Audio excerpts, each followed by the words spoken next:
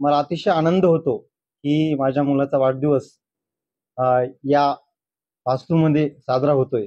संताकार वृद्धाश्रम हे अतिशय असं सुंदर, ज्या ठिकाणी अ, जे वृद्ध आहेत, जे आजी आजोबा आहेत, त्यांच्यामध्ये आनंदाने मी या ठिकाणी जो माझ्या मुलाचा प्रथम वाढदिवस आहे साजरा करत आहे, हे पाहून मला अतिशय आनंद होतो की अशा ठिकाणी आपण वाढदिवस साजरा करतो की ज्या ठिकाणी आपल्याला दुःख आहे आणि त्या ठिकाणी सुख आणायचं आहे.